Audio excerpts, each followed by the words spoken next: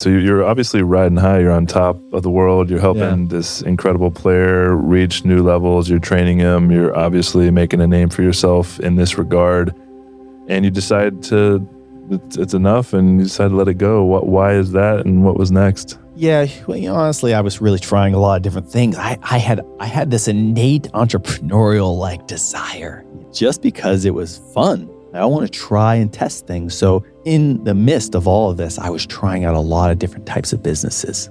Started this business called Doughfish that was like an electrical patch, almost like electrolytes. You could patch that's electrolytes? A patch that was electrolytes. It was essentially like Gatorade, but in a lightning bolt and all the things. And and so I started a minimalist golf shoe company.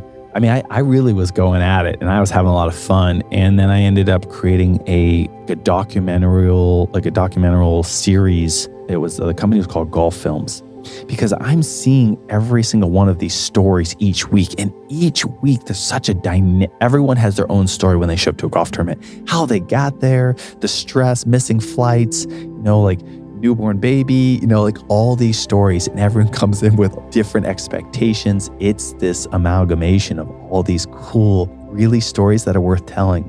And it was almost like a Hard Knocks. But what's the NFL Films? NFL Films, yeah, where they do different storytelling on the. It was a cold day, and the Steelers were playing the Bears.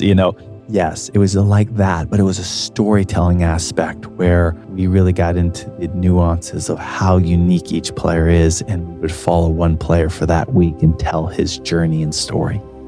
So it was really cool, and I was excited. I was putting a lot of time and energy into that, which really means I pulled a lot of time away from Bubba.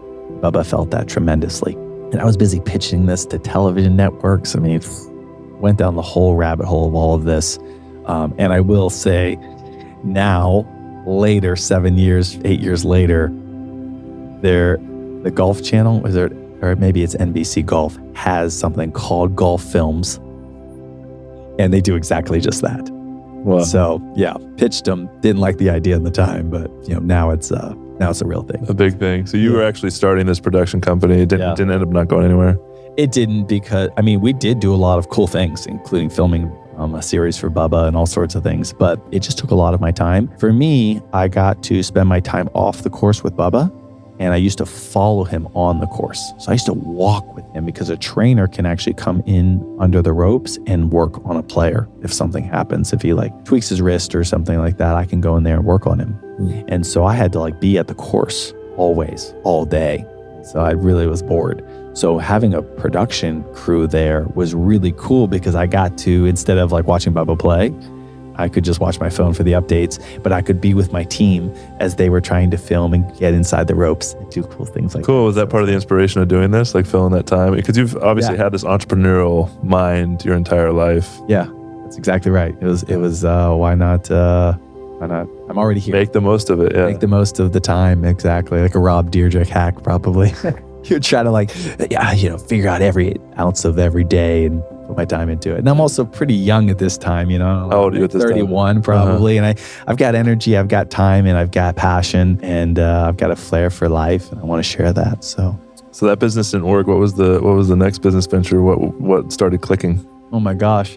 So I spoke earlier about how when you're playing with when you're playing golf, usually from a TV standpoint, you only see the shots of the player.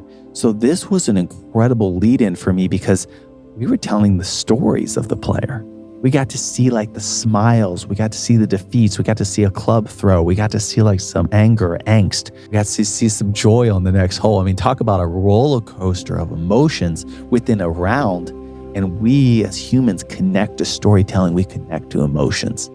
And this was an awesome opportunity to do that. So it was a great segue into this next venture, which I was leaving the PGA Tour, and I found a young kid on YouTube. And he was doing something, at the time, he called it a video blog. He was doing a vlog. He was doing a course vlog, a golf course vlog. And what he was doing, he had a very dynamic personality. He would, he'd turn to the camera, say, "What's going on, everybody? Welcome to MTI, moving it towards improvement. What we're going to be doing here, we're going to be playing a 18-hole match. I'm going to be showing you every single shot. I'm going to be walking you through it." So today we actually have a 400, if he'd show his personality, 450-yard par 4. I'm going to be hitting driver. That's right. I'm going to let the big dog eat. You know how I do it. I never hold back. Let's see what I got. And he would talk to the camera and he would hit his shot. And he was mic'd up the entire time. And he showed what kind of personality you can have in between the space where we don't see the personality. We don't see anything. We just see the shot. That's all we see. That's all we know about that player. Maybe we see them on the putting green or something like that, but we don't really hear their voice. We don't hear their expression. We can't connect to them. And this kid, his name was Gabriel Ryder, he was connecting to the camera and he was talking to you and he was sharing it and he was blowing up on YouTube. And this is 2014, 2013, like YouTube is just kind of popping off and golf is going nowhere, but he had already amassed a following of like 45,000 subscribers. He's the largest golf channel in the States. And I was like, damn, that's cool, because it was a great segue. I had already seen where we'd been missing out on the personality and capturing that essence, that humanness, and here's someone who's actually doing it. So I stalked him. In great Fish fashion. Yeah. I see some patterns happening here. Yeah, stalker patterns. Yeah.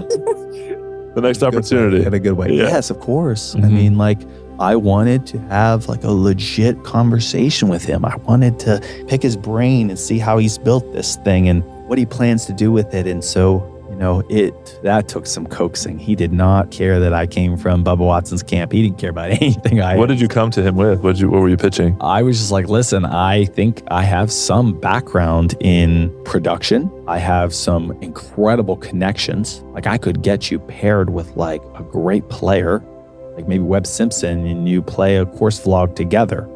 I just was seeing the visual of the bigger picture of where this could become. Like, I saw the opportunity to become a professional golfer outside of the PGA Tour. It had already started to transpire with people that are like long drive, but this was an opportunity where everybody had a playing field. If you were just good enough and were willing to put in the effort and the time, you could win. And everyone can win. Like, the internet is like the conscious like upload of human existence. Like, it can feed everyone. It can take care of everyone if need be. It's its own ecosystem. You just have to pour back into it. You know, no more going to Walmart and having them outsource the cash from a local shop. I believe the internet has that capability of actually providing for all of us. And I could see where this was an opportunity for so many people to win in the golfing world. For like a young kid who aspires to be like, let's just say, a PGA Tour golfer, but it's not good enough. It's okay. You don't have to be good enough. They're just like the streamers of video games aren't necessarily like pro video gamers. Yeah, like the Twitch accounts, and they like people just watch people play video games. That's right. So people really enjoyed this guy taking them through golf. So what were you actually like? Was there a business opportunity specifically, or did you just want to help him kind of scale his own thing and like kind of partner with him? Yeah, I don't know if I ever go into it with being like, this is how I'm specifically going to help. I actually know I can help. I don't know specifically what it is. I just know that I can. And it's a relationship. So like 3 cups of tea is a great like mantra to follow. Like, take 3 cups of tea before you're ever going to do any business with someone. That's a great book and about like Afghani culture, and I think a lot of places around the world that take space before they're going to like intimately be interwoven with someone, even if it is business. Especially if it's business, I feel. Probably, especially, you know, because we're very like, business is business in America. Yeah. It's not personal. What do you mean? Life is personal. Yeah. Or if you have a really good idea and you're like all excited with a business partner and it's like, yeah, let's do it. Let's go into business together. And you don't talk about any of the hard shit. And then a few months in, the hard shit starts happening, which eventually it's going to 100%. Yeah, and then it's like, wait, who are you about? Like, are we actually doing this together, or were we attached to the outcome or the idea? And then like all that true colors start coming out and the patterns start coming out. It's really fascinating. Yeah. Well, I just saw there was something there, and I started to court Gabriel Ryder because I thought the next evolution could be found on YouTube, the game of golf. Amazing. So what did that turn into? Anything? We started really upping the game, and the channel was starting to really take off. It was going really, really well. What is exciting about it is to see what actually spawned from it because the channel eventually was shut down. It was a cyclical pattern. This time, ayahuasca making its way back into my life. A friend out of the blue called me, said he was going to be going through an ayahuasca ceremony in Sedona, Arizona, which wasn't a far drive from me. I'm now located in Phoenix at this time. And Gabe overhears that conversation. It's just barely within an earshot. The fact that he caught that part of the conversation was so shocking to me. That was definitely not a mistake. He's like, did I hear ayahuasca? I didn't hear anything you said, but I heard ayahuasca. I was like, yeah, a friend of mine's doing ayahuasca. I've told him I've gone down that route. I said thank you, but no thank you. And he was like, wait, what? No, I want to try ayahuasca. I've been wanting to try it. And Gabe kind of convinces me to invite him. And he also convinces me to go with him because he's a little scared. And is this the second time you've experienced ayahuasca since the first time you shared? This will be, yes. Yeah. It becomes, yes, that. And ayahuasca becomes something that opens Gabriel in a way that I don't think I've ever seen like anyone be really, truly opened. How so? Gabriel basically like looks at me as if like he almost doesn't know me at the end of that whole ceremony, which was like a 3-day excursion, outdoors, indoors. We did ayahuasca in different locations. It was multiple ceremonies. Yeah. Yeah. It was intense. Even mine wasn't how I remember, but Gabriel basically tells me that he doesn't foresee himself continuing on with this journey anymore. In fact, that ayahuasca has opened up his eyes to what potentially lies out there in the world, that he can't, in all good consciousness, continue on this path. And so he makes an announcement on the channel, and just like that, it's gone.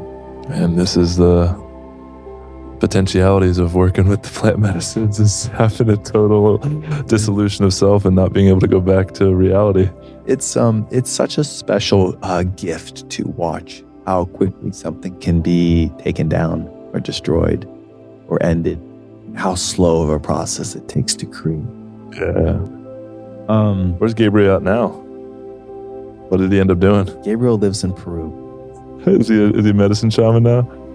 You know, we joke because I went towards like the healing route and he went towards golf.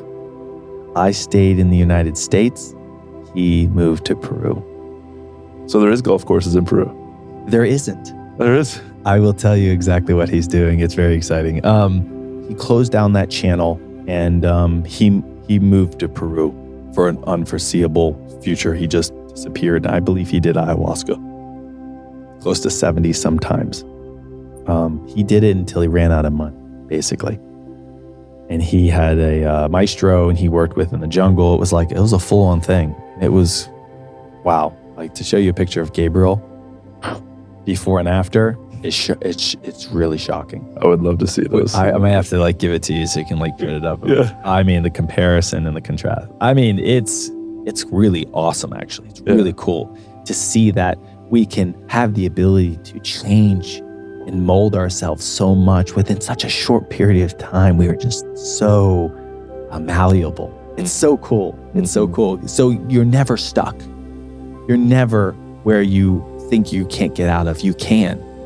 No matter what, you can.